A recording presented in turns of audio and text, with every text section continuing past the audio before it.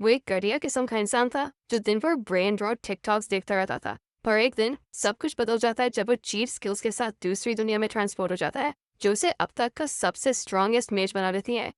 टेकी आज के जापान का एक एवरेज से थोड़ा ऊपर वाला हाई स्कूल स्टूडेंट था, जिसका आईक्यू किसी राइस कुकर जैसा था। भले ही वो एक टोटल एनपीसी बॉट था, पर उसे लगता था कि वो इस कहानी का मेन कैरेक्टर है, सिर्फ इसलिए क्योंकि उसकी चाइल्डहुड फ्रेंड थी रिन, जो काफी ब्लस्ड थी। एक दिन जब वो रिन के साथ स्कूल से वापस आ रहा था, उसे अचानक रियलाइज हुआ कि उसके नीचे एक अजीब सा मैजिक सर्कल प्रकट हुआ है। इस अकल के दुश्मन ने सोचा कि ये सर्कल रिन को वापस किचन में भेज देगा, तो उसने उसे धक्का दे दिया। पर रिन ने इस बुद्धू को पकड़ लिया और वो दोनों एक साथ एक ऑल्टरनेट वर्ल्ड में पहुंच गए।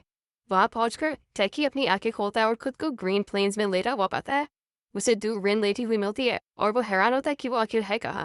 वो अपने फोन चेक करते हैं पर नोटिस करते हैं कि वहाँ ना तो कोई सिग्नल है और ना ही इंटरनेट। वो सोचते हैं कि आजकल के ज़माने में ऐसी कौन सी पिछड़ी हुई जगह है जहाँ मोबाइल नेटवर्क नहीं है, और टैकी को लगता है कि शायद वो अर्थ पर है ही नहीं। वो कहता है कि जो मैजिक सर्कल उन्होंने यहाँ आने से पहले देखा था वो कोई सीजीआई इफेक्ट नहीं था और ये सब बिल्कुल रियल है। रिन कहती है कि ये पॉसिबल नहीं है, पर तभी उन्हें एक विशाल मॉन्स्टर की आवाज़ सुनाई देती है, जो एक बड़े काले घोड़े जैसा दिखता है, जिसके सींग और आंखें खौफनाक है। वो घोड़ा उनके ऊपर से कूदता है, पर टैकी रिन को पकड़कर सही वक्त पर साइड में हो जाता है ताकि वो कुचले ना जाए। वो रिन को कहता है कि यहाँ से जितना दूर हो सके भाग जाओ, क्योंकि दोनों के मरने से बेहतर है कि सिर्फ एक ही मारा जाए। और फिर वो उस विशाल परिंदे को उकसाने के लिए आगे बढ़ता है। वो उस मॉन्स्टर को कॉटन पिकर बुलाता है और मजाक उड़ाता है कि उसका साइज सिर्फ दिखाने के लिए है, जिसके बाद वो मॉन्स्टर उसके पीछे पड़ जाता है। लगता है कि ये उसका आखिरी वक्त है, पर तभी साइड से एक एयर ब्लेड अटैक आता है और मॉन्स्टर की गर्दन पर लगता है। एक बूढ़ा दंजा कहीं से निकल कर आता है और टेकी की टॉन्टिंग स्किल्स की तारीफ करता है और फिर अपनी तलवार से घोड़े पर टूट पड़ता है। मॉन्स्टर अपने मुंह से आग निकालकर पलटवार करता है, पर तभी एक ब्लैक मैजिक वाली एरो झाड़ियों से निकलती है और उसके पैर पर लगती है। इसके बाद एक अजीब सा दिखने वाला बंदा झाड़ियों से बाहर आता है और कहता है कि ये ऑब्सीडियन हॉर्सेस काफी टफ होते हैं और मिथ्रिल एरो यूज करना सही फैसला था। फाइनली एक स्मॉल मेज मॉन्स्टर को फ्लेम अटैक से जलाकर शिकार खत्म करता है। वो ग्रुप अपना इंट्रोडक्शन बराडा, रकाल्टा और मेगेलार्ड के तौर पर देता है और बताता है कि वो एडवेंचरर्स गिल्ड का हिस्सा है और उन्हें इन ऑब्सीडियन हॉर्सेस की तादाद कम करने के लिए हायर किया गया था। ये सब देखकर टेकी कंफर्म करता है कि वो एक फैंटेसी आरपीजी जैसी दुनिया में है और उन्हें यहाँ सर्वाइव करने का रास्ता ढूंढना होगा। बाद में उस रात वो सब कैंप फायर के चारों ओर बैठते हैं और एडवेंचरर्स उनसे पूछते हैं कि वो कहाँ से आए हैं और यहाँ क्या कर रहे हैं। वो नोटिस करते हैं कि टेकी और रिन ये इन्फो शेयर करने में कंफर्टेबल नहीं है, तो वो उन्हें दिलासा देते हैं कि वो उन्हें इन खतरनाक मैदानों में अकेला नहीं छोड़ेंगे और पास के टाउन एस्पर तक एस्कॉर्ट करेंगे, क्योंकि दूसरों की मदद करना उनका काम है। वो उन्हें ये भी समझाते हैं कि बिना वेपन्स के ट्रैवल करना खतरनाक है, खासकर इस एरिया में, क्योंकि मॉन्स्टर्स बढ़ रहे हैं और उन्हें ऐसी रिपोर्ट्स मिली है कि वैगन्स पर हमले हो रहे हैं और लोग गायब हो रहे हैं। इसके साथ ही वो सोने चले जाता है और बराडा टेकी को कहता है कि रिन से माफी मांग ले, जो उससे नाराज है क्योंकि उसने उसे अकेला छोड़कर भागने को कहा था। वो रात भर बात करते हैं और आखिरकार एक फिस्ट बम्प के साथ पैचअप कर लेते हैं। अगले दिन वो एस्पर पहुंचते हैं और एडवेंचरर्स बताते हैं कि ये एलिस्टेन मैजिक किंगडम का हिस्सा है और वो इस टाउन को अपना बेस बनाकर यूज करते हैं।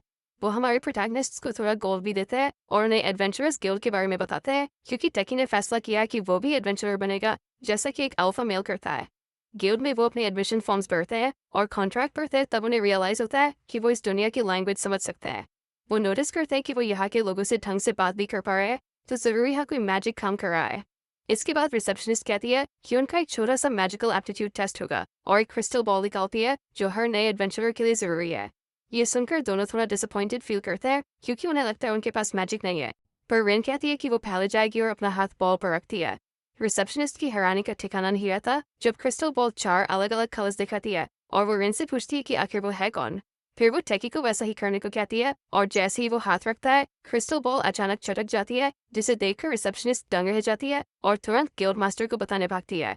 कुछ देर बाद वो गिल्ड मास्टर जेराल्ड और एक मशहूर C rank adventurer Meera the golden fencer के साथ वापस आती है। वो अपना इंट्रोडक्शन देते हैं और बताते हैं कि वो उनका रजिस्ट्रेशन यहाँ नहीं कर सकते और मीरा उन्हें ऐसी जगह एस्कॉर्ट करेगी जहाँ उन्हें ज़रूरी एडवाइस मिलेगी, जिसके बिना वो एडवेंचरर्स नहीं बन सकते। टेकी पूछता है कि क्या ये कोई स्कैम है जहाँ वो उन्हें किडनैप करके उनकी किडनीज बेच देंगे, पर मीरा कहती है कि उसे उसके ऑर्गन्स तो चाहिए पर किडनी नहीं। फिर वो उन्हें शहर के पास जंगल में एक पुरानी झोपड़ी में ले जाती है, जहाँ उनकी मुलाकात हॉट मम्मी लेमिया से होती है। लेमिया उनका स्वागत करती है और मीरा से जानती है कि गिल्ड की मैजिक डिवाइस टूट गई है, इसलिए वो चाहती है कि लेमिया उनका टेस्ट ले। लेमिया टेकी और रिन को कुछ वुडन डिवाइसेस देती है और कहती है कि ये उसने बनाए हैं और ये उनकी मैजिकल कैपेसिटी और मैजिकल स्ट्रेंथ की वैल्यूज बताएंगे। मैजिकल कैपेसिटी का मतलब है कि आपके पास कितनी मैजिकल एनर्जी है, और मैजिकल स्ट्रेंथ का मतलब है उस मैजिकल एनर्जी की क्वालिटी कैसी है। उनकी लकड़ी को अपने हाथों से सहलाने के बाद टैकी और रिन पूछते हैं कि रिजल्ट क्या आया। तो लेमिया बताती है कि उनके नंबर सुबाई इस दुनिया के ही नहीं है और अब से वो दोनों उसके अप्रेंटिस होंगे। ठीक उसी वक्त हमें कुछ हुडेड फिगर्स अंधेरे में एक दूसरे से बात करते हुए दिखते हैं। वो बीटा मेल गुनर अपने अल्फा मेल लीडर को रिपोर्ट देता है कि उन्होंने समनिंग रिचुअल को सक्सेसफुली सैबोटाज तो कर दिया था, पर क्योंकि कास्टर बहुत ज़्यादा पावरफुल था इसलिए स्पेल फिर भी एक्टिवेट हो गई। उन्हें पूरा यकीन है कि कुछ लोग दूसरी दुनिया से समन हुए हैं, पर उन्हें ये नहीं पता कि वो अभी कहाँ है। वो आगे बताता है कि उन्होंने अपना जाल बिछा दिया है और जल्द ही उन्हें ढूंढ लेंगे, जिससे लीडर काफ़ी खुश होता है और कहता है कि उसे उनसे बहुत उम्मीदें हैं। वापस जोप्री में लेमिया रिवील करती है कि टेकी की मैजिकल कैपेसिटी 1,20,000 और मैजिकल स्ट्रेंथ 40,000 है। वहीं रिन की मैजिकल कैपेसिटी 37,000 और स्ट्रेंथ 5,000 है, क्योंकि वो एक लड़की है। वो आगे बताती है कि बड़े बड़े ह्यूमन नाइट्स और रॉयल मेजेस की मैजिकल कैपेसिटी अक्सर 10,000 और स्ट्रेंथ 2,000 के आसपास होती है। तो उन दोनों के नंबर्स इंसेनली हाई है और उन्हें इस दुनिया के सबसे ताकतवर बींग्स में गिना जा सकता है। लेमिया ये भी कहती है कि वो इस किंगडम की सबसे बड़ी मेज है और उसकी अपनी कैपेसिटी 43,000 और स्ट्रेंथ 6,000 है, जबकि मायरा की कैपेसिटी और स्ट्रेंथ क्रमशः 3,500 और 3,800 है। फिर वो उन्हें समझाती है कि उनके पास इनक्रेडिबल पावर तो है, पर बिना ट्रेनिंग के वो खुद को और दूसरों को नुकसान पहुंचा सकते हैं, इसलिए वो चाहती है कि वो उसके अप्रेंटिस बने। इसके अलावा अगर वो अपनी पावर्स मास्टर कर लेते हैं तो वो एस रैंक एडवेंचरर्स और टॉप रॉयल मेजेस से भी कहीं आगे निकल जाएंगे। फिर वो टेकी की तरफ देखती है और कहती है कि अगर उसने ढंग से ट्रेन किया तो वो अकेले ही पूरे नेशंस के खिलाफ जंग छेड़ सकता है और राजा बन सकता है, और अगर वो ऐसा करता है तो उसके पास इस दुनिया की सारी दौलत और लड़कियां होंगी। और ये बोलते हुए वो उसे अपने मैसिव प्लॉट्स दिखाती है। रेन नोटिस करती है कि टेकी की पॉकेट में रॉकेट ऊपर उठ रहा है और वो उसे अंधा करने की कोशिश करती है, जबकि लेमिया मायरा को कहती है कि इन गूनर्स को ट्रेन करने में मजा आएगा।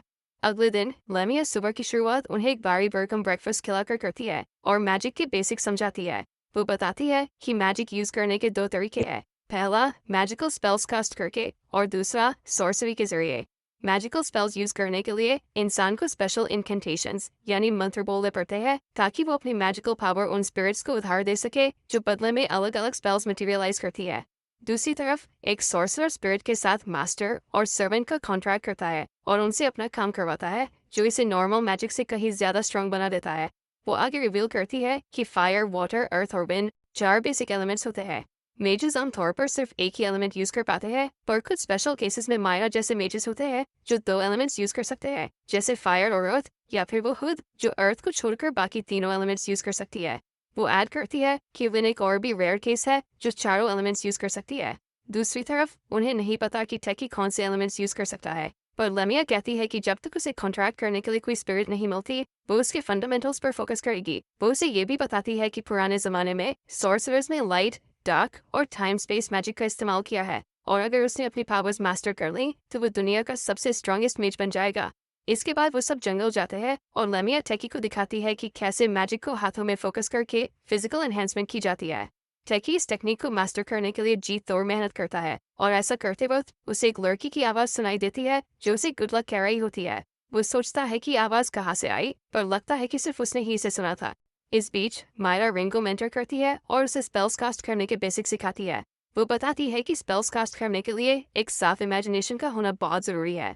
रिन तुरंत एक फायर स्पेल सीख लेती है, फिर उसे ब्लू फ्लेम्स में मॉडिफाई भी कर देती है।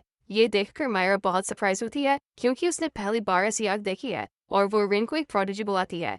बाद में उस दोपहर रिन टेकी को चेक करने आती है, जो काफ़ी डिफीटेड महसूस कर रहा है क्योंकि उसने काफ़ी हैंड प्रैक्टिस की थी। उसे इस हाल में देखकर वो उसे चीयर अप करने का फैसला करती है, तो टेकी एक और बार कोशिश करता है और अपने राइट हैंड में मैजिक फोकस करने की ट्राई करता है। ऐसा करते हुए उसे फिर से वही बच्चों वाली आवाज़ सुनाई देती है जो उसे टिप्स दे रही होती है, और इससे वो कामयाब हो जाता है क्योंकि उसका हाथ एक लाइट बल्ब की तरह चमकने लगता है। वो रिन से पूछता है कि क्या उसने वो आवाज़ सुनी और सोचता है कि कहीं वो भूत तो नहीं, जिससे रिन डर जाती है। इसके बाद वो दोनों डिनर के लिए अंदर जाते हैं और लेमिया उनकी प्रोग्रेस की तारीफ करती है। वो मायरा को रिन का ख्याल रखने को कहती है और टेकी को अगला टारगेट अपने लेफ्ट हैंड पर रखने को बोलती है जब तक कि वो फुल बॉडी एनहेंसमेंट ना कर ले। वो कहती है कि जब तक उसका एट्रीब्यूट नहीं मिलता यही उसके लड़ने का मेन तरीका होगा, जो उस डिगा चैट पर काफ़ी सूट करता है। बाद में उस रात मायरा लेमिया के पास जाती है और उन दो नए लोगों के बारे में पूछती है। लेमिया कहती है कि वो उन्हें 3 हफ्ते में इस काबिल बना देगी कि वो ढंग से लड़ सके, क्योंकि आने वाली जंग में उन्हें अपना बचाव खुद करना होगा। उसने सोचा था कि कैपिटल की मुश्किलें उसे इतनी दूर तंग नहीं करेंगी, पर लगता है कि हालात जल्द ही बिगड़ने वाले हैं। कुछ हफ्ते बाद हम टेकी और रिन को एक फिजिकल टेस्ट देते हुए देखते हैं, ताकि पता चले वो कितनी दूर आए हैं। टेकी फैन वुल्फ्स के एक झुंड से लड़ता है, जबकि रिन रैबिट मॉन्स्टर्स की पूरी फौज को कुक कर देती है।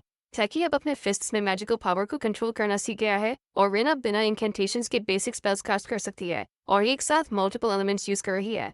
जब वो ये सब कर रहे होते हैं, लेमिया और मायरा एक क्लिफ से उन्हें देख रही होती है और बात करती है कि वो इतने कम समय में कितने स्ट्रांग हो गए हैं। तभी वो नोटिस करती है कि वो पैर एक ऑब्सिडियन हॉर्स का सामना कर रहा है, पर उनकी पहली मुलाकात के उलट अब वो बहुत ज्यादा स्ट्रांग है और उस दरिंदे को आसानी से ढेर करके उसका डिनर बना लेते हैं। बाद में उस रात वो सब टेकी और रिन के ग्रेजुएशन टेस्ट पास करने का जश्न मनाते हैं, और लेमिया उन्हें बताती है कि वो अगले दिन एस्पेयर मूव करेंगे और एडवेंचरर्स के तौर पर अपनी पहली जॉब लेंगे। वो उन्हें ये भी बताती है कि उसके हिसाब से उन्हें लॉस्ट वंस कहा जाता है, जो वो लोग होते हैं जो दूसरी दुनिया से यहाँ आते हैं। वो कहती है कि कभी ये किसी एक्सीडेंट का नतीजा होता है, तो कभी उन्हें कोई ऐसा सॉर्सरर समन करता है जो स्पेस टाइम मैजिक यूज करने के काबिल हो। भाई, लगता है टेकी और रिन अब असली खतरों का सामना करने के लिए तैयार है। इस बात से टेकी और रिन एकदम दंग रह जाते हैं और उससे पूछते हैं कि उसे ये सब कैसे पता चला।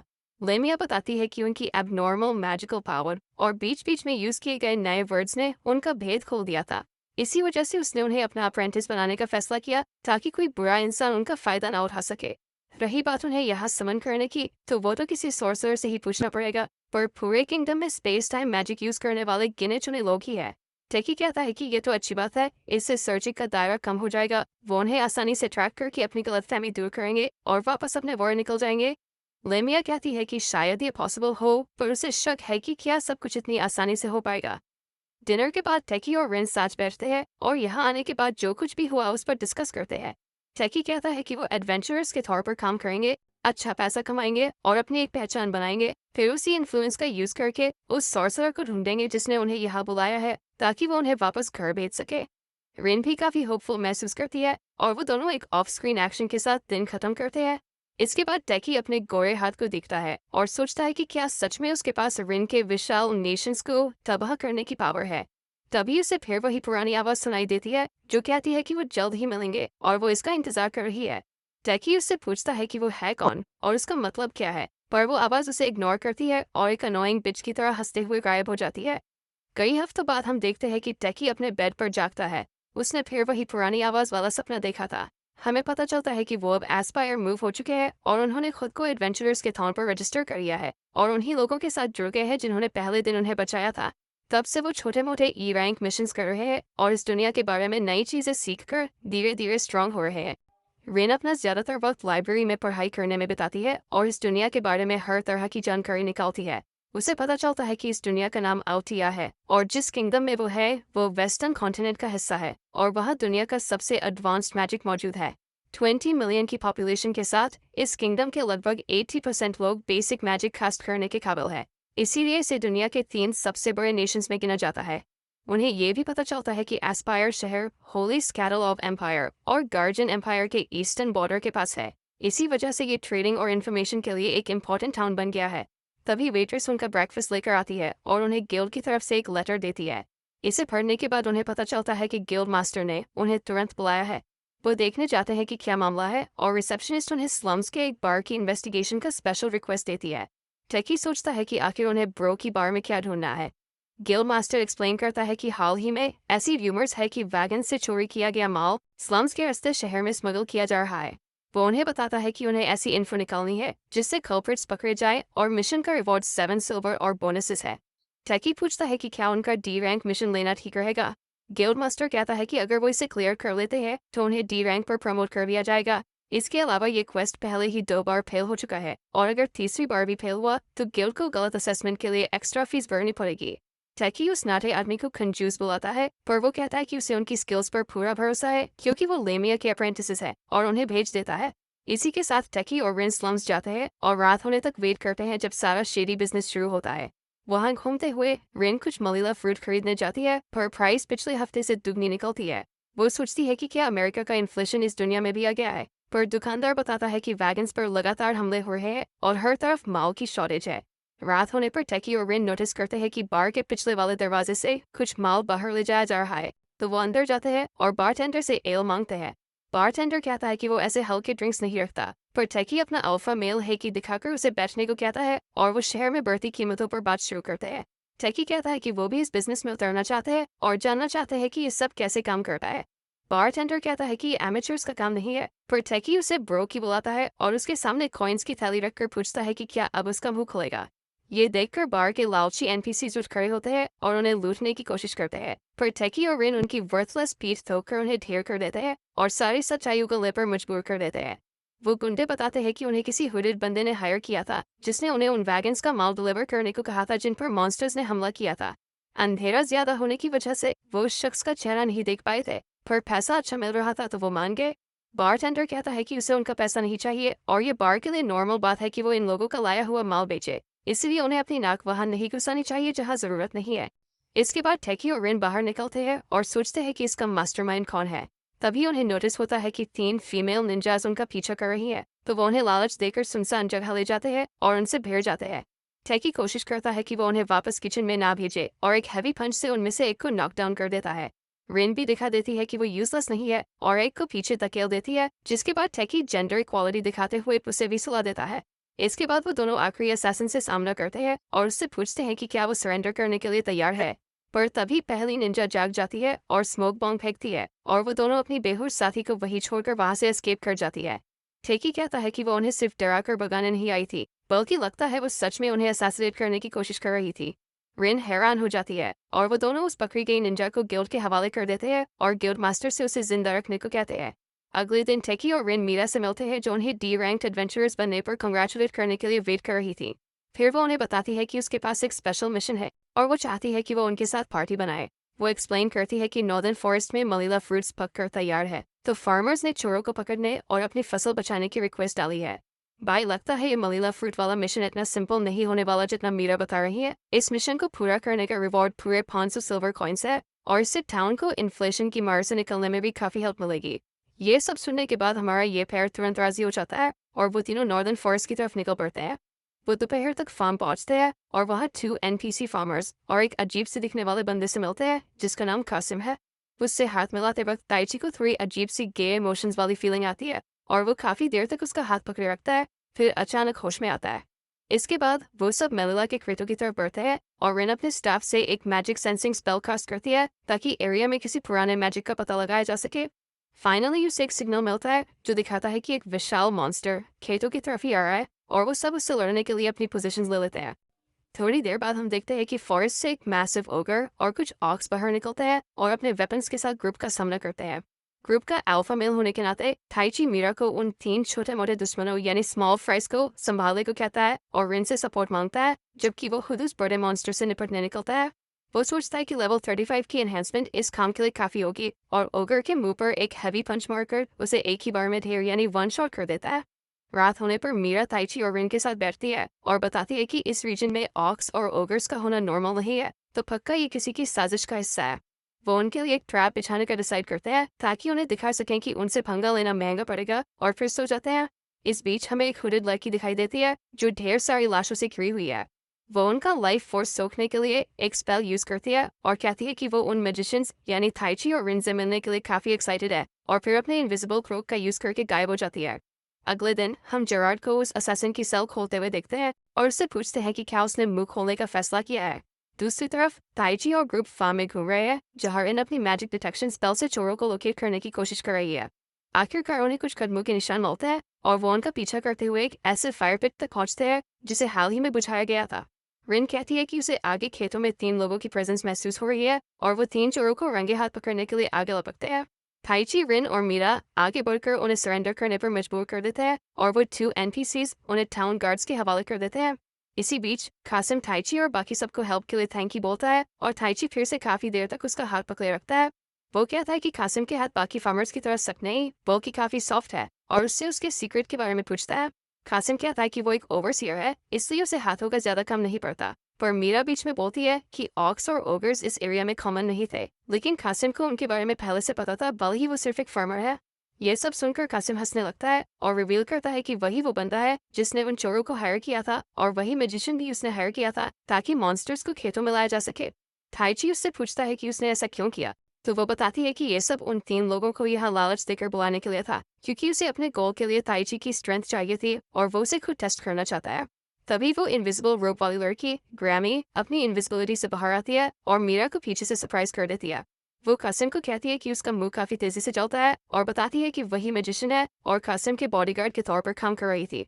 इसी के साथ उनकी बैटल शुरू हो जाती है और मीरा ग्रैमी के साथ स्वर्ड्स क्लैश करने के लिए आगे बढ़ती है और उससे पूछती है कि जब वो इनविजिबल थी तब उसने अटैक क्यों नहीं किया। वो कहती है कि असैसिनेट करना बुज़दिलों का काम है और ये उसका स्टाइल नहीं है, क्योंकि उसे ब्लेड्स क्लैश करना और अपने ओपोनेंट्स को अपनी स्ट्रेंथ से ओवरपावर करना पसंद है। दोनों एक दूसरे पर कई बार वार करती है और एक पावर स्ट्रगल में फंस जाती है, पर तभी रिन यूजफुल बनने का डिसाइड करती है और ग्रैमी की तरफ एक फायरबॉल शूट करती है। इससे ग्रैमी पीछे कूद जाती है और स्पेल को विंड अटैक से काउंटर करती है। रिन तुरंत एक डस्ट टॉर्नेडो समन करके उसे फॉलो अप करती है और ग्रैमी को थोड़ी देर के लिए स्टन कर देती है, ताकि मीरा को अपनी फिजिकल एनहेंसमेंट पूरी करने का टाइम मिल सके। ग्रैमी अपनी स्वॉर्ड से उस स्पेल को चीर कर निकल जाती है, पर रिन ऑफेंस जारी रखती है और उस पर वाटर और अर्थ एलिमेंट के कंबाइंड स्पेल से अटैक करती है। दूसरी तरफ ताइची कासिम से लड़ने की तैयारी करता है और वो पूछती है कि क्या वो बिना किसी वेपन के उससे भिड़ने वाला है। कासिम कहता है कि वो ताइची को अपने फ्रॉस्ट एलिमेंटल से लड़वाएगा और अपने बगल में एक बर्फीला मॉन्स्टर समन करता है।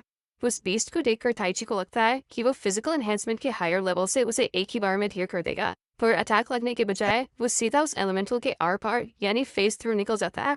कासिम एक्सप्लेन करता है कि उस बीस्ट का कोई फिजिकल फॉर्म नहीं है और उसे सिर्फ फायर मैजिक से हराया जा सकता है, पर बदकिस्मती से ताइची को कोई स्पेल कास्ट करनी नहीं आती। ताइची अपनी ब्लेड से मॉन्स्टर पर अटैक करने की कोशिश करता है, पर उसका कोई असर नहीं होता। आइस एलिमेंटल पलटवार में कुछ आइस मैजिक यूज करता है और ताइची उन स्पेल से बचने के लिए इधर उधर कूदता है। कासिम तब वो लाइफ एनर्जी बॉल निकालता है जो ग्रैमी ने कल रात बनाई थी और उसे मॉन्स्टर को खिला देता है, जिससे वो लाल हो जाता है और उसे एक मैसिव पावर बूस्ट मिलता है। इसी के साथ वो रेड एलिमेंटल इतनी इंसेंट स्पीड से आगे बढ़ता है कि ताइची पीछे जा गिरता है और इतनी जोर से हिट होता है कि उसके मुंह से खून निकलने लगता है। कासिम उसे कहता है कि वो चुपचाप एक गुड बॉय की तरह उसके साथ चले, वरना वो लड़कियों को कैप्चर करके उन्हें असलियत बताएगा कि बच्चे कैसे पैदा होते हैं, the birds and the beast story. इसी बीच हमें मीरा और रेन को ग्रैमी के खिलाफ स्ट्रगल करते हुए देखते हैं, जो मीरा को एक हैवी पंच से पीछे भेज देती है और रेन को भी नीचे गिरा देती है। ओवरवेल्म्ड फील करते हुए दोनों मेजेस अपना पावर आउटपुट बढ़ाने का डिसाइड करते हैं और कहते हैं कि उन्हें एक पावरफुल मेज का सामना करने की आदत है, जबकि वो लेमिया को याद करती हैं। ग्रैमी पूछती है कि क्या वो अब तक उसे हल्के में ले रही थी, पर मीरा कहती है कि वो बस अपने मेन प्लान पर वापस आ रही है। और इसी के साथ वो खुद को लेवल 40 तक एनहेंस करती है और ग्रैमी पर अटैक करने के लिए आगे बढ़ती है। वो कुछ वार एक्सचेंज करती है, पर तभी रेन एक स्पेल ब्लेड के साथ चार्ज करती है और ग्रैमी को सरप्राइज कर देती है। ग्रैमी अटैक से बचने के लिए पीछे कूदती है, पर मीरा उसे लात मारकर वापस आगे भेज देती है और रेन अपने स्टाफ को स्वॉर्ड में बदलकर फॉलो अप करती है और ग्रैमी को अपनी स्वॉर्ड से ब्लॉक करने पर मजबूर कर देती है।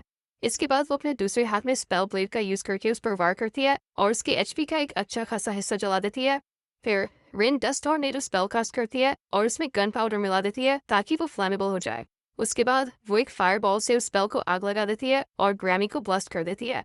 भाई लगता है रेन ने एकदम एक्सप्लोसिव मूव दिखाई है। ग्रैमी अभी भी अपनी फिजिकल एनहेंसमेंट से ज्यादातर डैमेज ब्लॉक कर लेती है, लेकिन म्यूरा इस मौके का फायदा उठाकर अपनी फायरी ब्लेड से उस पर वार करती है और उनकी फाइट को यहीं खत्म कर देती है। इसके बाद वो दोनों उसके सामने खड़ी होती है और उसे सरेंडर करने को कहती है, पर ग्रैमी अपने खून को किसी थर्की की तरह चाटते हुए उठती है और कहती है कि जख्म बढ़ने के बाद वो उनसे फिर लड़ना चाहेगी और अगली बार वही जीतेगी। ठीक तभी कासिम बीच में बोलता है और लड़कियों को सरेंडर करने के लिए धमकाता है, वरना वो ताइची को अपने रेड एलिमेंटल से बुरी तरह पिटवाएगा। बेचारी लड़कियां थोड़ा सोचने लगती हैं और काफी डिप्रेस फील करती हैं। वहीं ताइची हैरान है कि आखिर मामला यहाँ तक कैसे पहुंच गया। क्या उसके पास पूरे नेशंस को तबाह करने वाली पावर नहीं होनी चाहिए थी? अपनी कमजोरी को कोसते हुए वो बेहोश हो जाता है और सपने में उसे फिर से वही पुरानी आवाज सुनाई देती है। वो उससे पूछती है कि क्या उसे पावर चाहिए और ताइची कहता है कि वो उस नमूने का चेहरा जमीन में धंसा देना चाहता है और उसे एहसास कराना चाहता है कि उससे पंगा लेकर उसने कितनी बड़ी गलती की है। वो आवाज अपना इंट्रोडक्शन देती है कि वो एरियल नाम की एक विंड स्पिरिट है और बताती है कि ये एक एक्सेप्शन होगा क्योंकि वो रूल्स तोड़ रही है, इसलिए ये मौत जैसा दर्दनाक हो सकता है, पर अगर उसे फिर भी ये पावर चाहिए तो वो उसे उधार देगी। ताइची राजी हो जाता है और हम उसे पूरे अवतार मोड में ट्रांसफॉर्म होते देखते हैं, जहां उसके चारों तरफ एक घना विंडी ऑरा होता है। कासिम उस रेड अवतार को फिर से उस पर चार्ज करने को कहता है और उसे पीछे फेंक देता है, पर ताइची वापस खड़ा होता है और कहता है कि ये हिट तो ऐसा था जैसे किसी बिल्ली ने उसे अपने नन्हे पंजे से मारा हो। वो रेड एलिमेंटल फिर उस पर फ्लेम ब्रेथ अटैक छोड़ता है, पर ताइची अपना हाइकी अनलीश करता है और पलटवार में एक इतनी स्ट्रॉन्ग विंड स्ट्रीम निकलता है जो फ्लेम अटैक और रेड एलिमेंटल दोनों को एक साथ तबाह कर देती है। ये देखकर कासिम और ग्रैमी वहां से दुम दबाकर भागने लगते हैं। टाइची उन्हें रोकने की कोशिश करता है, पर तभी उसे वही दर्द महसूस होता है जिसके बारे में एरियल ने वार्न किया था, और वो अपने घुटनों पर गिर जाता है। फेंट होने से पहले टाइची किसी तरह एक आखिरी अटैक निकाल लेता है और उससे कासिम का राइट आर्म उड़ा देता है। ऑफिशियली उसे एनिमे का सबसे पैथेटिक एक हाथ वाला कैरेक्टर बना देता है। कुछ दिनों बाद हम देखते हैं कि टाइची लीमिया के घर में जागता है और सोचता है कि वो यहाँ कैसे पहुंचा। तभी लीमिया अंदर आती है और वो उससे सवाल पूछता है, पर तभी उसके पेट से गुड़गुड़ाने की आवाज आती है और वो दोनों खाना खाने नीचे चले जाते हैं। टाइची बिल्कुल गोकू की तरह दबाकर खाता है और लीमिया उसे बताती है कि पिछली बैटल में उसने अपना सारा मैजिक एग्जॉस्ट कर दिया था और वो पूरे एक हफ्ते तक बेहोश यानी आउट रहा। वो एक्सप्लेन करती है कि नॉर्मल लोग तो रात भर में अपना मैजिक रिप्लेनिश कर लेते हैं, पर अगर पूरा खत्म हो जाए तो रिकवर करने के लिए बॉडी लंबे समय तक कोमा लाइक स्टेट में जा सकती है। वो बताती है कि जब वो एक दिन तक नहीं जागा तो मीरा और रेन उसे यहाँ ले आई थी और फिर वो उससे नॉर्दर्न फॉरेस्ट में हुए हादसे की डिटेल्स मांगती है। टाइची उसे सब कुछ बताता है और वो कहती है कि कासिम ने पक्का फ्रॉस्ट एलिमेंटल पर क्रिम्सन पैक्ट यूज किया होगा। ये एक फॉरबिडन रिचुअल है जो बीस्ट्स और ह्यूमंस की लाइफ फोर्स यूज करता है और इसे खाने से यूजर की कैपेसिटी से कहीं ज्यादा इनॉर्मस मैजिक निकल सकता है। टाइची कहता है कि उस मोमेंट पर उसे लगा था कि अब वो गया गॉनर, पर तभी उसे एक आवाज सुनाई दी जिसने अपना नाम एरियल बताया और उसे लड़ने की पावर दी। ये सुनकर लीमिया काफी हैरान हो जाती है और हमें उसके ट्रेजर का एक फाइन शॉट मिलता है। वो कहती है कि अब उसे पता चल गया है कि टाइची किस तरह की सॉर्सरी कर सकता है और एक्सप्लेन करती है कि वो एक समनर है। समनर्स बिल्कुल शैमन्स की तरह होते हैं जो स्पिरिट्स के साथ पैक्ट करते हैं और उनके बॉन्ड के बेसिस पर उन्हें स्ट्रॉन्गर मैजिक परफॉर्म करने का हक मिलता है। पर शैमन्स और समनर्स में एक बड़ा फर्क ये है कि समनर्स स्पिरिट्स की आवाज सुन सकते हैं।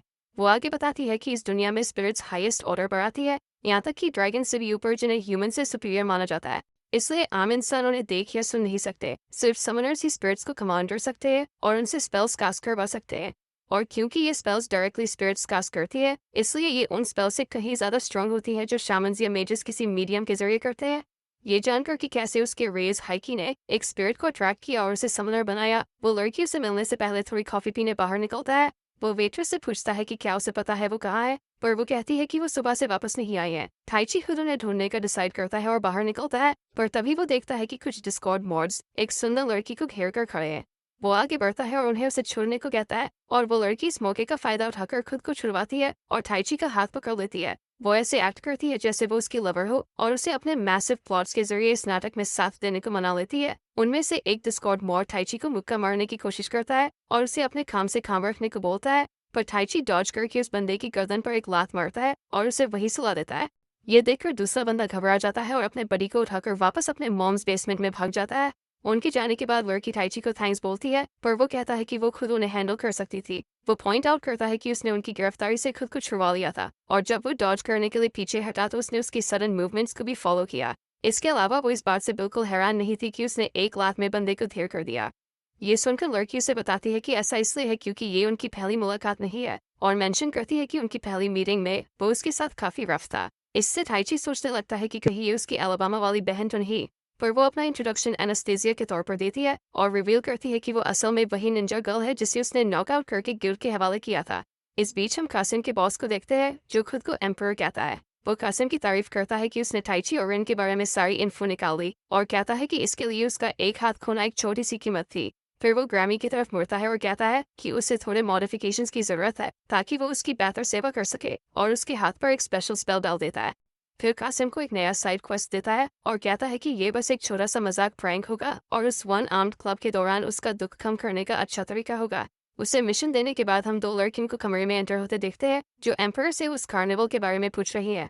भाई एम्पर तो काफी बड़ा खिलाड़ी लग रहा है और ये कार्निवल पक्का कोई नया कांड है। वो कहता है कि अब वक्त आ गया है उन्हें शुरू करने का और एक डॉक्यूमेंट को टेबल पर रखे फाइल में डाल देता है और बताती है कि यही टाइची का उस पार्टी के लिए इनविटेशन होगा। वापस टाउन में एनास्टेसिया रिवील करती है कि उसने गिल्ड ज्वाइन कर ली है और वो अब स्मगल्ड गुड्स यानी तस्करी के मामले वाले केस को सॉल्व करने पर काम कर रही है। वो टाइची को बताती है कि उसकी इन्वेस्टिगेशन उसे इस बिल्डिंग तक ले आई है और वो दोनों मिलकर बिल्डिंग पर रेड मारते हैं ताकि उसके पीछे छुपा मास्टरमाइंड मिल सके। उनका सामना कई सारे गुण से होता है और वो उनसे बढ़ते हुए आगे बढ़ते हैं और आखिरकार उस रूम तक पहुंच जाते हैं जहां कसीम और उसका बॉस पहले बैठे हुए थे। वहां टाइची को वो पेपर मिलता है जो एम्परर ने पीछे छोड़ा था और उसे पढ़कर वो सच में काफी वर्ड हो जाता है। दूसरी तरफ हम म्यूरा और रिन को नाइट लाइफ एंजॉय करते देखते हैं जब वो टाउन के मार्केट प्लेस से गुजर रही है और कुछ स्वीट्स खा रही है। रिन टाइची को लेकर थोड़ी परेशान लग रही है, पर मायरा उसे दिलासा देती है कि वो लेमिया की अच्छी देखरेख में है और कहती है कि उन्हें फिलहाल अपने मिशन पर फोकस करना चाहिए।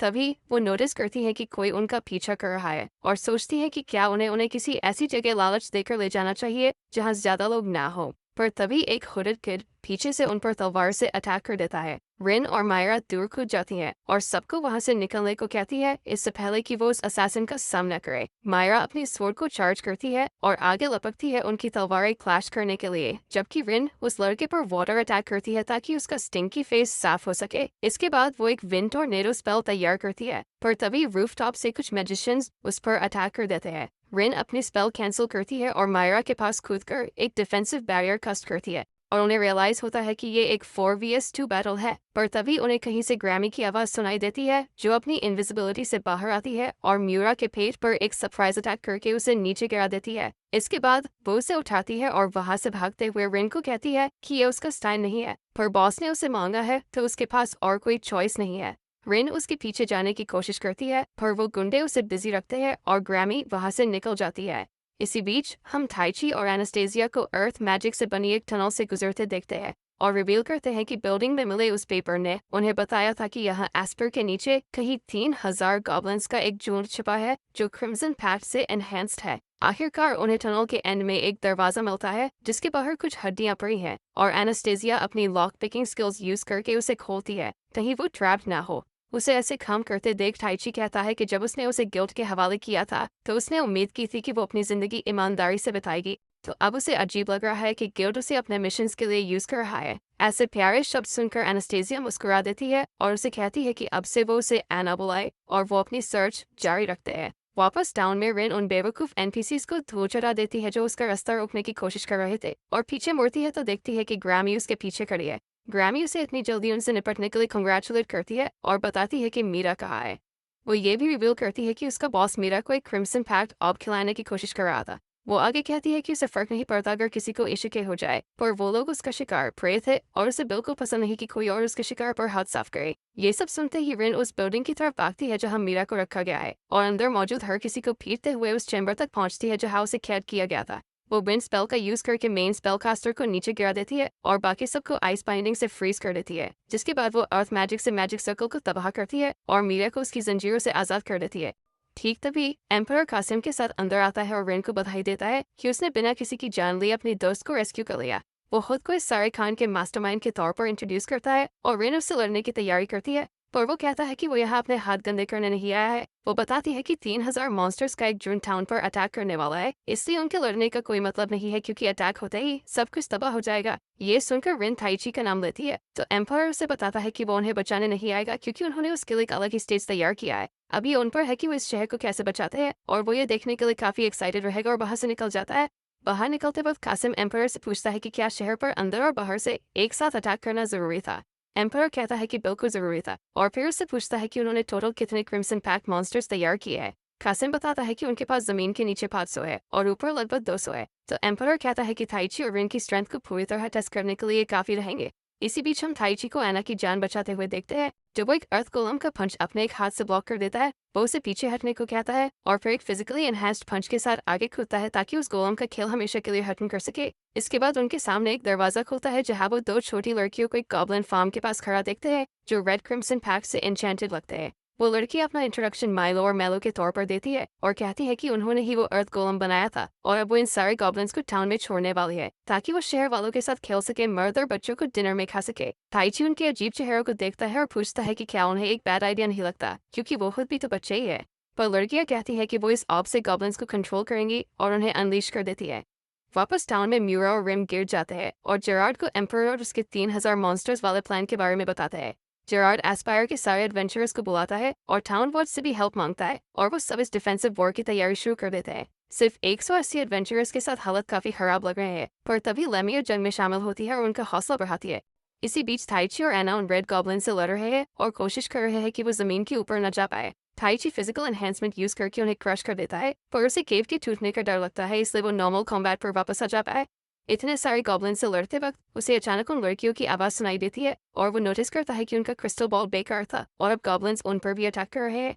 वो मॉन्स्टर्स के बीच से रास्ता बनाते हुए उन्हें बचाता है और उनसे उनकी करतूतों के लिए माफी मंगवाता है। फिर वो एनाकोन का ख्याल रखने को कहता है और पूरे 500 मॉन्स्टर्स को साफ करने के लिए एक फुल ऑन मॉन्स्टर हंट पर निकल जाता है।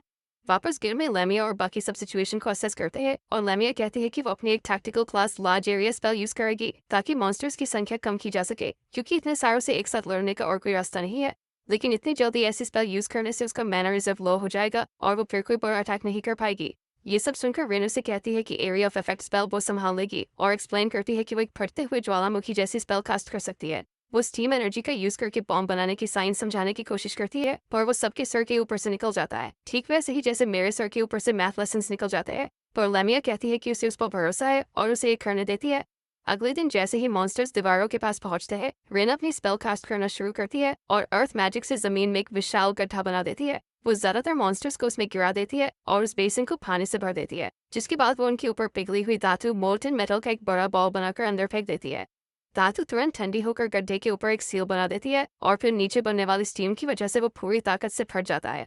वो भयानक एक्सप्लोजन सबको हैरान कर देता है और लेमिया काउंटर अटैक को लीड करती है, जबकि जेरार्ड एडवेंचरर्स को लेकर दुश्मन की फौज पर टूट पड़ता है।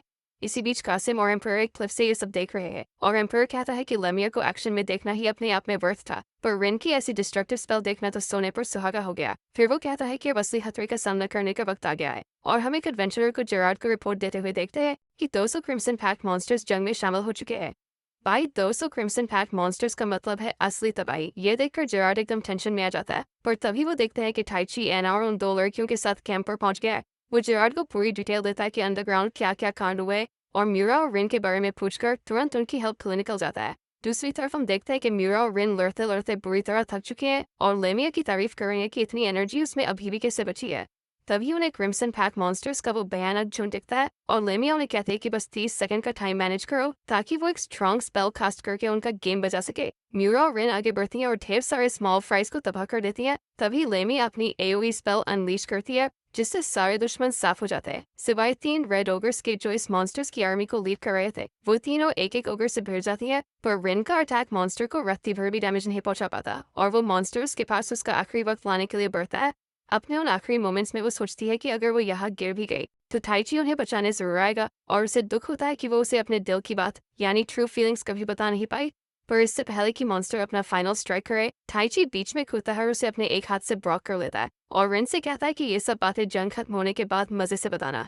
लेमिया और म्यूरा तुरंत वहां पहुंचकर रिन को संभालती है, जबकि टाइची उस रेड ओगर को पीछे ढकेलता है और उसे पकड़कर जमीन पर पटक देता है। वो उस पर छलांग लगाता है और उसके चेस्ट पर एक हैवी पंच मारकर उसे ढेर कर देता है। इसके बाद वो लड़कियों से मिलने आता है और म्यूरा उससे पूछती है कि भाई तेरा एनहेंसमेंट लेवल क्या है, तो वो बताता है कि वो लेवल 100 यूज कर रहा है, वरना इन मॉन्स्टर्स के सामने उसका टिकना नामुमकिन था। टाइची फिर लेमिया से करंट सिचुएशन के बारे में पूछता है कि क्या वो लड़ाई जारी रख पाएंगे, पर वो कहती है कि उनकी अभी की स्ट्रेंथ से उन्हें रोक पाना लगभग इम्पॉसिबल होगा।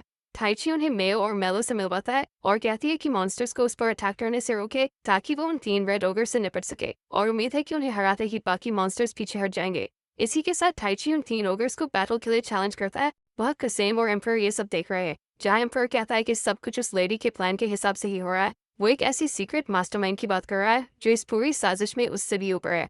वापस कैंप में हम देखते हैं कि एना जख्मी सोल्जर्स का इलाज कर रही है और फ्रंट लाइन की हालत के बारे में सुन रही है। वो टाइची पर पूरा भरोसा करने का डिसाइड करती है, पर तभी एक हुडेड फिगर उसके पास से गुजरता है और उसके कान में कुछ ऐसी बात बोलता है कि वो किसी माइंडलेस पपेट की तरह बैटलफील्ड की तरफ चलने लगती है। दूसरी तरफ लेमिया और बाकी एडवेंचरर्स छोटे मॉन्स्टर से लड़ रहे हैं, जबकि टाइची 3 वर्सेस 1 सिचुएशन में ओगर से निपट रहा है। नंबर्स में इतना फर्क होने के बावजूद टाइची उनमें से एक को नीचे गिरा देता है और अपनी इनसेन मैजिक पावर से उसका काम तमाम करता है। पर तभी जमीन कांपने लगती है और एक ड्रैगन जमीन से बाहर निकलकर उन ओगर्स को ब्रेकफास्ट की तरह खा जाता है। उस बीस्ट को देखकर लेमिया हैरान है कि ये यहाँ क्या कर रहा है, क्योंकि ड्रैगन आमतौर पर छोटी स्पीशीज की लड़ाइयों में दखल यानी इंटरफेयर नहीं करते। सब टाइची के चारों तरफ इकट्ठा हो जाता है और पता चलता है कि ये ट्विन हेडेड गोल्डन ड्रैगन भी उसी मिस्टीरियस मास्टरमाइंड का प्लान है ताकि टाइची को टेस्ट किया जा सके। टाइची लेमिया और बाकी सबको वर्स्ट केस सिनेरियो के लिए शहर खाली करने को कहता है और फैसला करता है कि वो ड्रैगन से अकेले लड़ेगा। रिन कहती है कि वो उसके साथ रुकेगी, पर मेरोड कहती है कि जिंदा वापस आना वरना वो उन्हें माफ नहीं करेगी। इसी के साथ सब वापस चले जाते हैं और टाइची रिन को भी पीछे रहने को कहता है, क्योंकि एक लड़की होने के नाते वो बस उसके रास्ते में आएगी। इसके अलावा अगर ड्रैगन उस पर अटैक करता है तो एक सिग्मा मेल होने की वजह से वो इंस्टिंक्टिव तरीके से उसे बचाने की कोशिश करेगा और यही उसकी डिफीट की वजह बन सकती है। रिन समझ जाती है और खुद को डिफेंड करने पर फोकस करती है ताकि वो किसी तरह टाइची को सपोर्ट कर सके, जबकि टाइची ड्रैगन का सामना करने के लिए आगे बढ़ता है।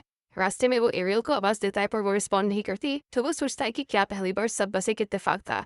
जो भी हो, वो खुद को लेवल 100 तक एनहेंस करता है और फिर एक हैवी पंच के साथ लड़ाई शुरू कर देता है। ड्रैगन उस अटैक को अपने पंजे से ब्लॉक करता है और पलटवार में ढेर सारे फायरबॉल्स और टेल व्हिप अटैक छोड़ता है।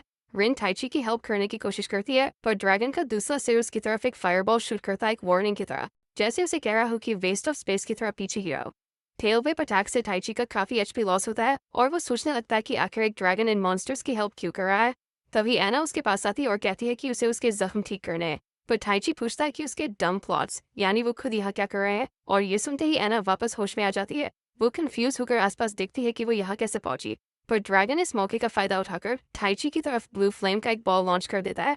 रिन उसे बचाने के लिए लपकती है, पर एना टाइची को साइड में धक्का दे देती है और वो हिट खुद अपने ऊपर टैंक्स कर लेती है। उस अटैक से उसका पेट फट जाता है और अपने उन आखिरी मोमेंट्स में वो टाइची की बाहों में लेटी हुई अपनी गलती के लिए माफी मांगती है। वो याद करती है कैसे सिर्फ टाइची ही था जिसने उसे एक औरत की तरह देखा, ना कि किसी टूल की तरह। और मौत से पहले वो उससे दोस्ती का वादा मांगती है, पर फिर अपनी आखिरी सांस लेती है और उसकी गोद में दम तोड़ देती है। उसे ऐसे जाते देख टाइची सच में आग बबूला हो जाता है और खुद को कोसने लगता है कि उसने अपनी पावर्स को कभी सीरियसली क्यों नहीं लिया और ढंग से ट्रेनिंग क्यों नहीं की।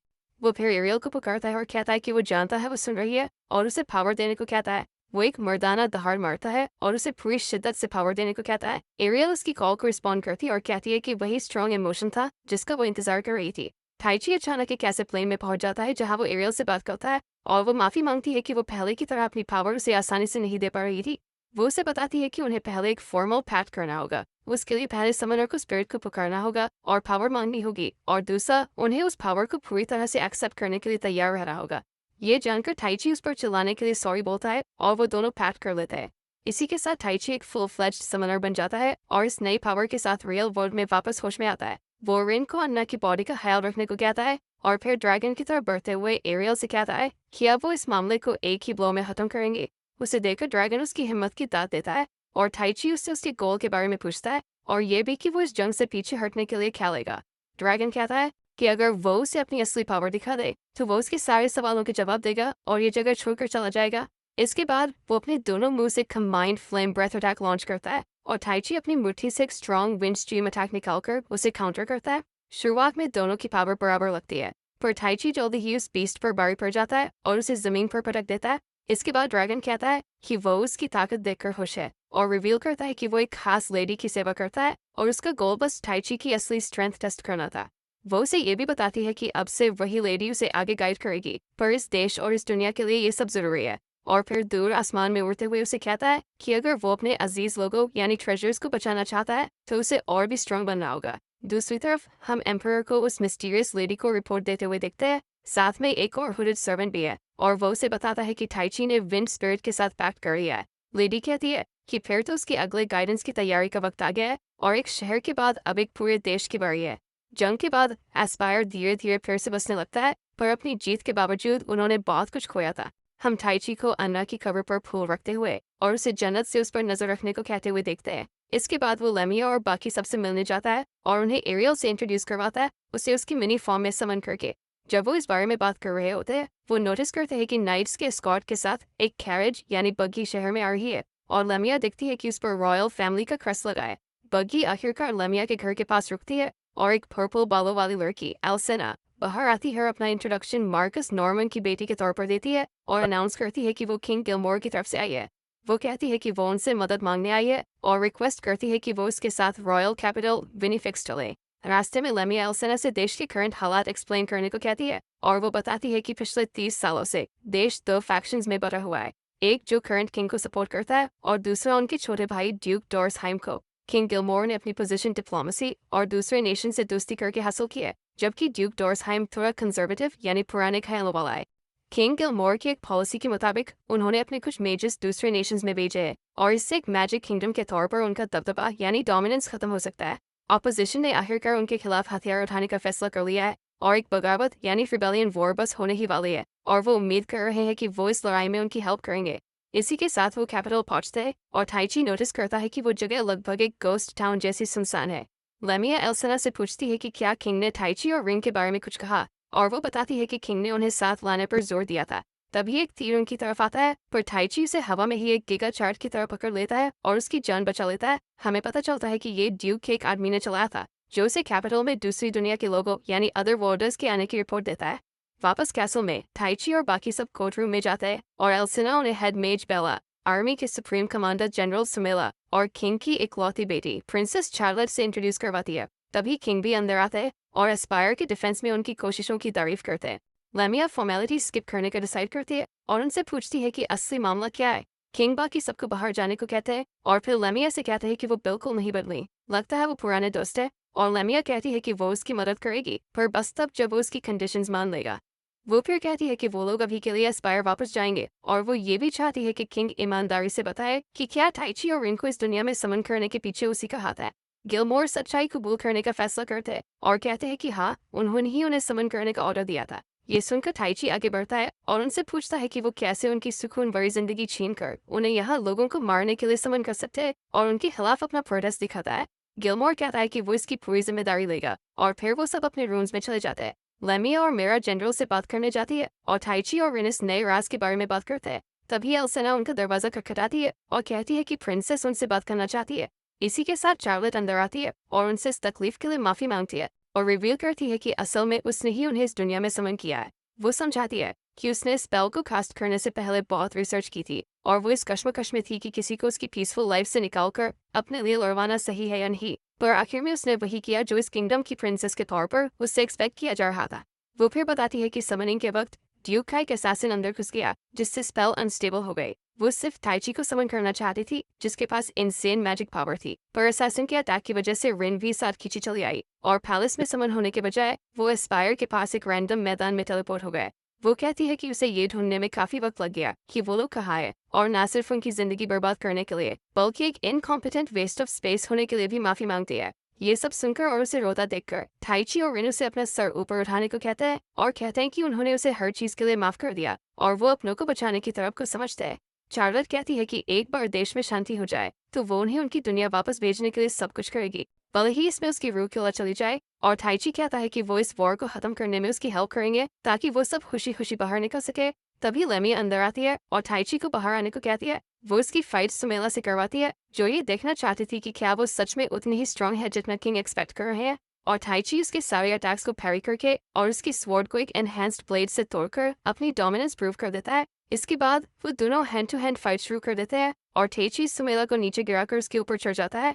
ये देखकर वो सच में काफी एक्साइटेड हो जाती है और उससे पूछती कि क्या वो उससे भी नॉकअप करने के लिए तैयार है और उसके बॉडी के अंदर मौजूद उस स्पेशल वाइट थिंग की मांग करती है, जिसे सुनकर टाइची हैरत के मारे चीख पड़ता है। बाद में उस रात टाइची एरियल के साथ आसमान की तरफ देखता है और उससे बात करता है कि कैसे वो इंसानी दुश्मनों के खिलाफ अपनी असली ताकत यूज करने से डरता है, पर अगर इसका मतलब रिन की हिफाजत करना है तो वो ये करने के लिए बिल्कुल तैयार है। फिर वो रिन को चेक करने के लिए अंदर जाता है और गलती से उसे कपड़े बदलते हुए देख लेता है। दूसरी तरफ हम शार्लेट को होली टेम्पल में प्रार्थना करते हुए देखते हैं। तभी एम्परर उसके पास आता है और हमें पता चलता है कि उसे कार्डिनल लाउड्रा कहा जाता है और शार्लेट को ये बिल्कुल नहीं पता कि एस्पायर पर हुए अटैक के पीछे इसी का हाथ है। अगले दिन सुबह हम टीची को कैसल में इधर उधर इनको ढूंढते हुए दिखते हैं। आखिरकार वो उसे कुछ फूलों को पानी देते हुए पाता है और उसे कहता है कि अपने प्लॉट्स लेकर कोर्ट रूम में पहुंचे क्योंकि लेमिया चाहती है कि वो जनरल्स की मीटिंग ज्वाइन करे। दूसरी तरफ हम ड्यूक को उसके जनरल्स के साथ मीटिंग करते देखते हैं। दो मार्कस के बीच अगले कदम को लेकर डिस्कशन चल रहा है। मार्कस मिल्गन सुझाव देता है कि उन्हें अपनी सारी फोर्सेस इकट्ठा करके कैपिटल को तुरंत घेर लेना चाहिए, जबकि मार्कस कॉहन का कहना है कि उन्हें प्रॉपर अटैक से पहले इन दो नए वॉरियर्स की एबिलिटीज को अच्छी तरह परख लेना चाहिए। एंड में ड्यूक मिल्गन की साइड लेता है और उसे अपनी फोर्सेस असेंबल करके कैपिटल की तरफ लीड करने की परमिशन दे देता है। दूसरी तरफ सुमेला और बेला किंग को ड्यूक की आर्मी के बेनिफिक्स की तरफ बढ़ने की रिपोर्ट देते हैं और बताते हैं कि उनके पास 3000 सोल्जर्स तैयार है और बाकी 6000 स्टैंड बाय पर है। बेला कहती है कि उसके पास भी 300 मेजेस लड़ने के लिए तैयार है और 600 बैकअप में है। किंग उन्हें पूरी ताकत से कैपिटल डिफेंड करने का ऑर्डर देता है और वो टैक्टिकल मीटिंग रूम में जाते हैं जहाँ वो अगले दिन सुबह साउथ में ड्यूक की फोर्सेस से बढ़ने का प्लान बनाते हैं, जिसमें टेची और रिन भी उनकी हेल्प करेंगे। टेची इंसानों के खिलाफ अपनी पावर्स यूज करने को लेकर वर्ड है, पर लेमिया उसे मर्द बनने को कहती है और सुमेला उसे जंग के बाद शादी करने का वादा करके एनकरेज करती है, जिससे टेची और भी ज्यादा परेशान हो जाता है। बाद में उस रात टेची रिन से मिलने जाता है जो इस जंग में हिस्सा लेने को लेकर काफी टेंस लग रही है। वो उसे कहता है कि उसे इसमें पार्ट लेने की जरूरत नहीं है क्योंकि वो यह गलती से आई थी, पर रिन टेची को बताती है कि वो उस सर्कल में अपनी मर्जी से कूदी थी और वो उसके साथ मिलकर लड़ेगी। वो उसे रात अपने कमरे में बिताने को कहती है और वो दोनों साथ बैठते हैं जहाँ रिन अपना सर उसके कंधे पर रख देती है। लगता है टीची आज रात आखिरकार मर्द बन ही जाएगा, पर जैसे ही वो उसका हाथ पकड़ने की कोशिश करता है उसे कुछ महसूस होता है और उसे कहता है कि अब सोने का वक्त हो गया है। इसी बीच हम म्यूरा और लेमिया को चाय पर रिंग के बारे में बात करते देखते हैं और म्यूरा उसे चेक करने जाने का डिसाइड करती है, पर लेमिया खिड़की के बाहर देखते हुए कुछ नोटिस करती है और कहती है कि शायद वो पैरानॉइड हो गई है। कुछ देर बाद हम एक होडेड असैसिन को खिड़की के बाहर पेड़ पर खड़ा देखते हैं। पता चलता है कि मार्कस ने उसे रात में टीची और रिंग को खत्म करने के लिए भेजा था ताकि वो अपना नाम बना सके। बदकिस्मती से उस असैसिन के लिए टीची ने उसे पहले ही नोटिस कर लिया था और उन्होंने बेड पर ब्लैंकेट के नीचे कुछ पिलोज रख दिए थे। असैसिन उन पिलोज पर वार करता है और टीची और बाकी सब उसे कमरे में रंगे हाथ पकड़ लेते हैं। टीची बताने लगता है कि उसने उसे पहले ही देख लिया था, पर असैसिन को उसके फालतू ज्ञान से कोई मतलब नहीं है और वो इस मौके का फायदा उठाकर रिन पर अटैक कर देता है। ये देखकर टीची तुरंत अपनी फिजिकल एनहेंसमेंट ऑन करता है और उसे बुरी तरह पीटना शुरू कर देता है, ये कहते हुए कि वो उन लोगों को कभी चोट नहीं पहुंचने देगा जिन्हें बचाने की उसने कसम खाई है। उसे कुछ देर तक पीटने के बाद लेमिया टीची को रोकती है कि अब बस करो, पर असैसिन उसके नीचे से निकल जाता है और जमीन पर अपना सर दे मारते हुए खुद को इशिकाई करने का फैसला करता है। अगले दिन सुबह गिलमोर की आर्मी का सामना मार्कस नेल्गिन की फोर्स से होता है जिसमें 1000 सोल्जर्स है। टीची एक रिन स्पेल का यूज करके उनकी तरफ एक वार्निंग भेजता है और दुश्मन के ठीक सामने जमीन पर ब्लास्ट करता है। वो उम्मीद करते हैं कि इससे वो थोड़ी देर के लिए रुक जाएंगे, पर उनकी हैरानी का ठिकाना नहीं रहता जब नेल्गिन और उसके आर्मी अपने हाथ उठाकर मैजिकल रिंग्स का यूज करके ढेर सारे फायरबॉल्स और वाटर बुलेट्स उनकी आर्मी पर छोड़ते हैं। शुरुआत में वो कंफ्यूज हो जाता है, पर टीची अपनी चीट एबिलिटी से जूमिंग करके लेमिया को उन स्पेशल रिंग्स के बारे में बताता है। वो कहती है कि वो मैजिकल स्टोन्स है और हैरान होती है कि उनके पास इतना पैसा यानी कैपिटल कहाँ से आया कि उन्होंने अपने सारे आर्मियों के लिए 1000 रिंग्स तैयार कर ली। वो आगे बताती है कि ये रिंग्स कास्टर की लाइफ फोर्स तक यूज कर सकती हैं अगर उनका मैजिक खत्म हो जाए, और ये किसी ऐसे के लिए लीथल हो सकता है जिसे मैजिकल आइटम्स की ढंग से समझ न आओ। जैसा कि एक्सपेक्टेड था, नेल्गिन की आर्मी रिंग्स का यूज जारी रखती है और जल्द ही खुद को पूरी तरह ड्रेन कर लेती है। उन्हें ऐसे स्ट्रगल करते देखकर गिलमोर की आर्मी खुश होती है और कहती है कि शायद उन्हें पलटवार करने की जरूरत भी नहीं पड़ेगी, बस थोड़ी देर डिफेंड करना है और दुश्मन खुद ब खुद ढेर हो जाएंगे। इससे टीची और रिन अनकंफर्टेबल महसूस करते हैं और वो लेमिया की तरफ देखते हैं। तब सुमेला कहती है कि भले वो दुश्मन है, पर है तो इसी किंगडम का पार्ट और गिलमोर भी नहीं चाहेगा कि बिना वजह लोग मारे जाए। लेमिया कहती है कि उसके पास एक प्लान है और वो रिन से हेल्प मांगती है। टीची एरियल की रिन मैजिक से उनके सामने एक बैरियर खड़ा करता है और म्यूरा रिन को किसी भी स्ट्रे शॉट से बचाती है, जब तक वो दूसरे रॉयल मेजेस के साथ मिलकर एक स्पेशल स्पेल तैयार करती है और अचानक बारिश शुरू करवा देती है। रिन फिर लाइटनिंग मैजिक का यूज करके दुश्मन की फौज को झटका देकर बेहोश कर देती है। नेल्गिन भी पूरी तरह ड्रेन हो चुका है और वो अपने घुटनों पर गिर जाता है, पर तभी वो ड्यूक के असिस्टेंट इनेमिकस को अपने पास आते दिखता है जो उसे बताता है कि अभी क्या हुआ। नेल्गिन उससे पूछता है कि वो क्यों हार रहे हैं और वो उसे रिंग के ड्रेनिंग इफेक्ट के बारे में बताता है और फिर उसे खंजर स्टैब कर देता है, ये कहते हुए कि उसका मकसद पूरा हो गया है और इसी के साथ ये वॉर खत्म हो जाती है। भाई इनेमिकस ने तो धोखा दे दिया। रात तलने पर हम कासिम और ग्रैमी को एक बार में ड्रिंक करते हुए देखते हैं, जहाँ कासिम एक छोटा सा गैजेट निकालता है और कहता है कि अगली बार जब वो टीची से मिलेगा तो वो उसे जमीन चखने पर मजबूर कर देगा। अगले दिन सुबह रिन अपनी स्पेशल ओरल स्किल्स का यूज करके टेची को जगाती है, पर टेची को बाथरूम की तरफ भागना पड़ता है क्योंकि उसने कल रात जरूरत से ज्यादा फूड ठूस दिया था। इसके बाद वो लेमिया और म्यूरा से मिलते हैं जो उन्हें बताती है कि किंग ने उन सबको कोर्टरूम में समन किया है। वो सब देखने जाते हैं कि आखिर मामला क्या है और किंग कहता है कि प्रिंसेस उन्हें जंग में उनकी अचीवमेंट्स के लिए रिवॉर्ड देना चाहती है और उन्हें स्पेशल वेपन्स पिक करने की इजाजत देती है। लेमिया एक मैजिक रिंग लेती है, टेची एक जापानीज लुकिंग कटाना उठाता है, रिन एक फैंसी स्टाफ चुनती है और माया अपने लिए एक हाई ग्रेड डैगर ले लेती है। इसके बाद वो सब ट्रेनिंग ग्राउंड्स पर जाते हैं जहाँ सुमेला टेची से उसकी बड़ी खरी तलवार बिग ब्लैक सोर्ड दिखाने को कहती है। लेमिया भी अपनी मैजिक रिंग टेस्ट करती है और सुमेला टेची के ऊपर चढ़ जाती है और उसे कहती है कि वो अपनी तलवार के साथ अपना सारा हॉट पैशन उस पर अनलोड कर दे। वो उसे इधर उधर धक्के देती है और कहती है कि उसके पास जो भी है वो सब ले लेगी, पर टेची अभी भी कल रात के ओवर ईटिंग की वजह से सिक फील कर रहा है और आखिर में बेहोश हो जाता है। टेची किसी तरह वहां से बच निकलता है और शहर में कुछ मेडिसिन लेने जाता है। बाहर निकलने पर वो नोटिस करता है कि लोग उसे घूर रहे हैं और वो सोचता है कि क्या वो एरियल को देख रहे हैं, पर वो कहती है कि उसने ऐसा मैजिक किया है कि अभी सिर्फ वही उसे देख सकता है, तो लोग असल में टेची को ही देख रहे हैं। तभी कुछ बच्चे उसके पास आते हैं और उसे वॉर का स्ट्रॉन्ग मैन बुलाते हैं। तब टेची को रियलाइज होता है कि वो लोगों के बीच काफी पॉपुलर हो गया है। वो थोड़ी देर उन्हें एंटरटेन करता है और फिर एक सुनसान सड़क पर जाकर उस शख्स को आवाज देता है जो सायों में उसका पीछा कर रहा था। ये कोई और नहीं बल्कि वही एक हाथ वाला कासिम निकलता है जो टेची को मिल रही इस सारी फिल्म की वजह से काफी सॉल्टी फील कर रहा है। टेची उससे पूछता है कि उसके हाथ को क्या हुआ, और जब उसे पता चलता है कि वही वो बंदा है जिसने उसका हाथ उड़ाया था तो उसे सच में काफी बुरा लगता है। कासिम कहता है कि उसने उसे हराने का पक्का इरादा कर लिया है और उसे अपनी शर्तों पर एक ड्यूल के लिए चैलेंज करता है, वरना वो शहर के सारे कुओं में जहर मिला देगा। वो लॉडर से मिला हुआ वो गैजेट निकालता है और कहता है कि ये टेची की मैजिक पर रिस्ट्रिक्शंस लगा देगा और उसे उसकी अपनी पावर के बराबर कर देगा। इस तरह वो बराबरी की जमीन पर लड़ सकते हैं और वो प्रूफ कर सकता है कि वो सिर्फ उसके गिफ्ट्स की वजह से हारा था। जाहिर है ये एक बहुत ही घटिया आइडिया लग रहा है, पर एक अल्फा मेल होने के नाते टेची कहता है कि वो ऐसी लड़ाई से पीछे नहीं हट सकता और अपनी डोमिनेंस प्रूफ करके रहेगा। इस बात से एरियल भड़क जाती है और उसे वार्न करती है कि अगर उसकी पावर कभी वापस नहीं आई तो उसके पास रोते हुए मत आना, और इसी के साथ बैटल शुरू हो जाती है। टेची विंड ब्लास्ट से शुरुआत करता है, पर कासिम डॉज करके डैगर से पलटवार करता है। टेची अपनी तलवार से उसे ब्लॉक करता है और फिर पीछे कूदकर आइस और वाटर बुलेट से टेची पर निशाना साधता है। टेची आगे लपकता है और उसके हाथ से डैगर छीन लेता है, पर कासिम उसे कुछ आइस बुलेट्स मार देता है और लड़ाई एकदम इंटेंस हो जाती है। ग्रैमी एक कोने से उन्हें देख रही होती है जब वो एक दूसरे को बुरी तरह पीट रहे होते हैं। एंड में वो दोनों सोचते हैं कि क्या उन्हें तब तक लड़ना चाहिए जब तक कोई एक बेहोश ना हो जाए, पर वो अगले मूव के साथ इसे खत्म करने का फैसला करते हैं। कासिम एक मैसिव आइस स्पेल चार्ज करता है और उसे टेची की तरफ फेंकने की तैयारी करता है, जो काफी थका हुआ लग रहा है और पैर की इंजरी की वजह से उसे डॉज करने के काबिल नहीं है। टेची रिंग के बारे में और अपने पुराने मैजिक लेसन्स के बारे में सोचता है और खुद पर भरोसा करने का फैसला करता है। वो अपनी तलवार में थोड़ा मैजिक फूंकता है और उससे कासिम की आइस स्पेल को बीच से चीर देता है, जिसके शॉक वेव से कासिम दूर दीवार पर जा गिरता है। इसी के साथ उनकी फाइट खत्म होती है और कासिम अपनी हार मान लेता है, पर टेची कहता है कि उसके पास कम से कम एक एक्स्ट्रा आमजद में तो एडवांटेज था ही, तो ये उतना फेयर नहीं था। इसके बाद एरियल कासिम से टेची की मैजिक पावर वापस करने को कहती है और वो उन्हें नॉर्मल होने के लिए उस मैजिकल गैजेट को तबाह करने को कहता है, पर इससे पहले कि वो कुछ कर पाते, उस गैजेट के चारों ओर का डार्क ऑरा एक शैडो मॉन्स्टर का रूप ले लेता है और टेची पर अटैक करने लगता है। टेची विंड मैजिक से पलटवार करने की कोशिश करता है, पर उस शैडो मॉन्स्टर को रत्ती भर भी डैमेज नहीं पहुंचता, जो बदले में उस पर ढेर सारी डार्क बुलेट्स छोड़ता है। हालात काफी खराब दिख रहे हैं, पर तभी अचानक ग्रैमी अपनी इनविजिबिलिटी क्लोक से बाहर आती है और मॉन्स्टर पर अटैक कर देती है।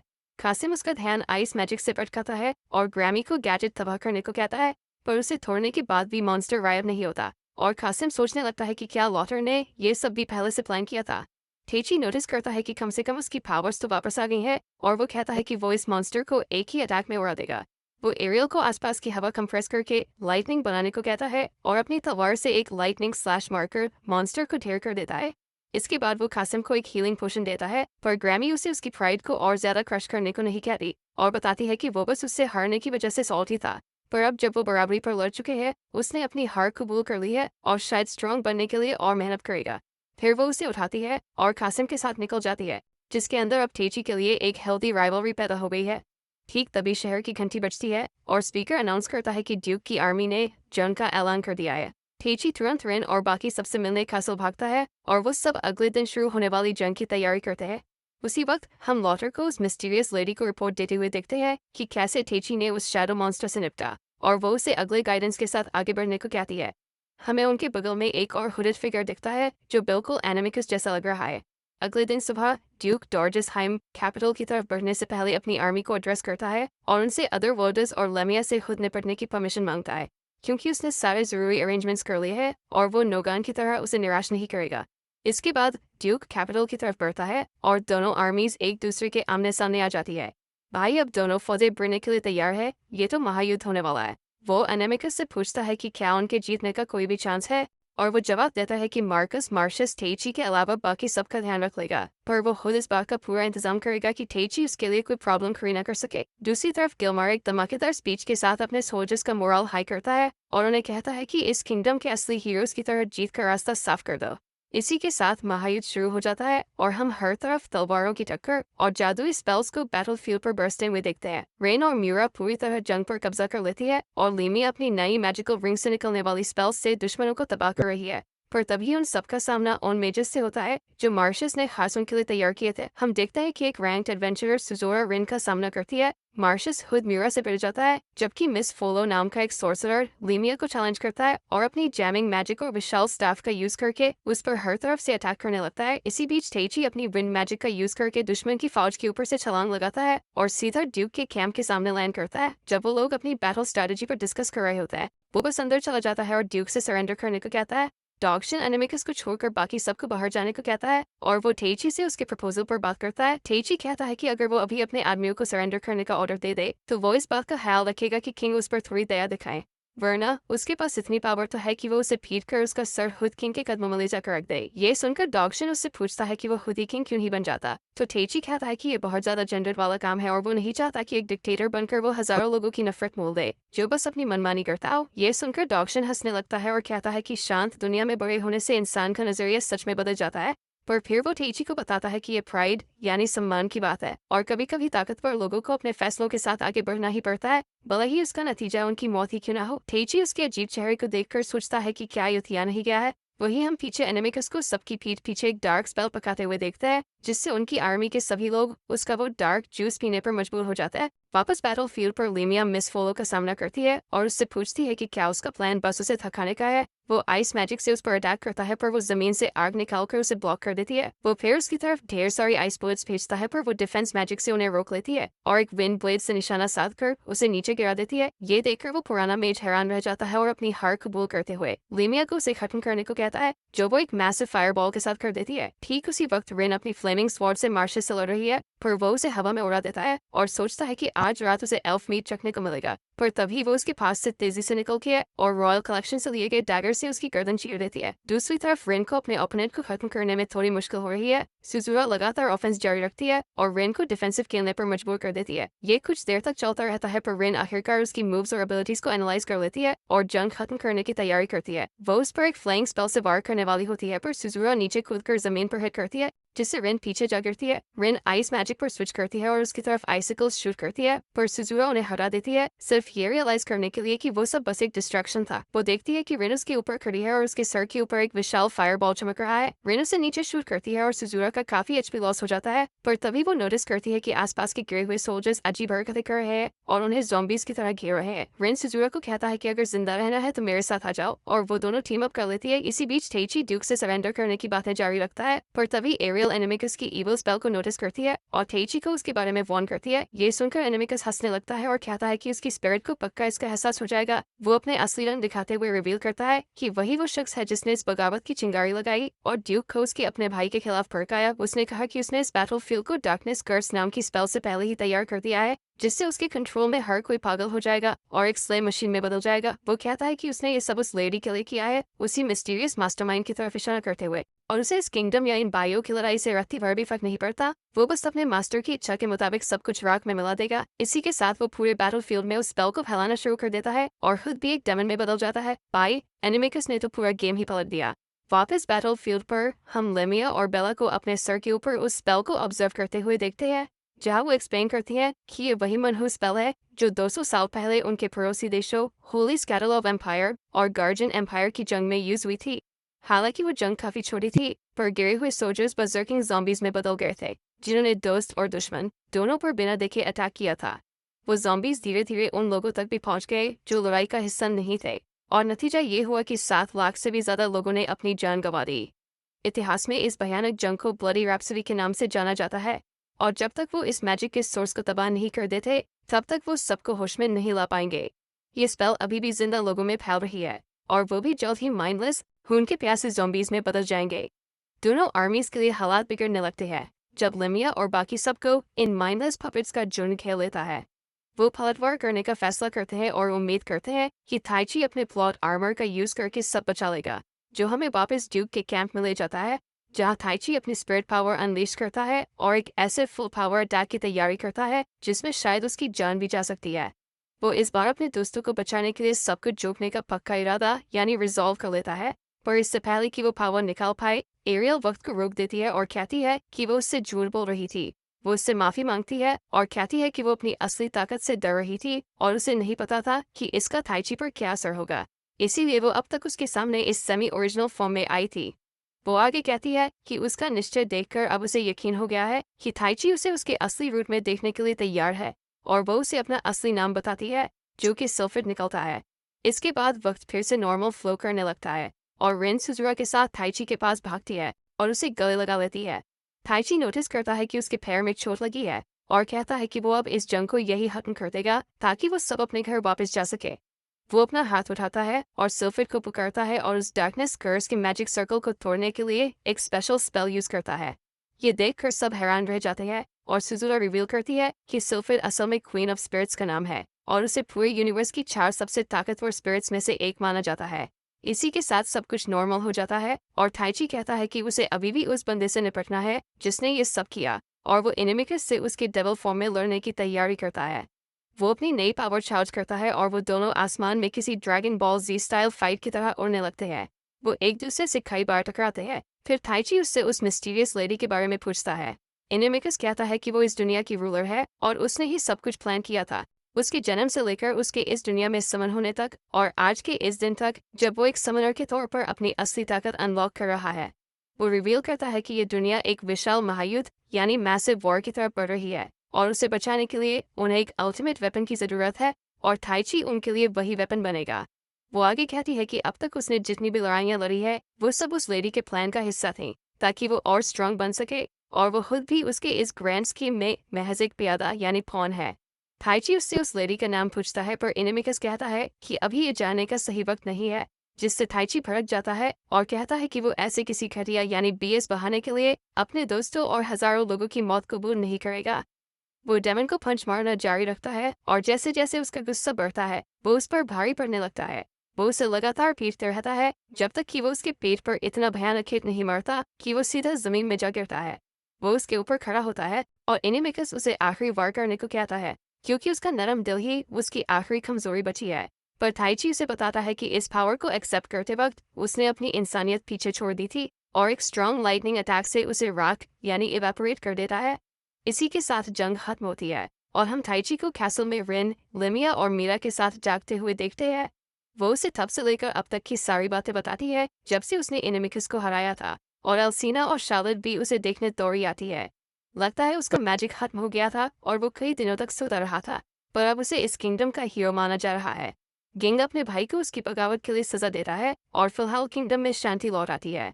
हम ताइची को ये सोचते हुए देखते हैं कि कहीं इस पावर की वजह से वो भी एक मॉन्स्टर में न बदल जाए, पर लिमिया उसे यकीन दिलाती है कि भले ही उसके पास कितनी भी पावर आ जाए, जब तक उसका दिल सही जगह पर है वो हमेशा एक इंसान ही रहेगा। वो उसे चेयर अप करती है और वो सब अपनी ट्रेनिंग जारी रखने के लिए एस्पेर वापस जाने का फैसला करते हैं। शार्लेट और एल्सीना उन्हें विदा करती है और शार्लेट वादा करती है कि वो उन्हें उनकी दुनिया वापस भेजने का रास्ता जरूर ढूंढेंगी। ताइची उन्हें कहता है कि वो अपना पूरा वक्त ले, क्योंकि उन्हें इस दुनिया के नए दोस्तों के साथ कुछ वक्त बिताने में कोई एतराज़ नहीं है।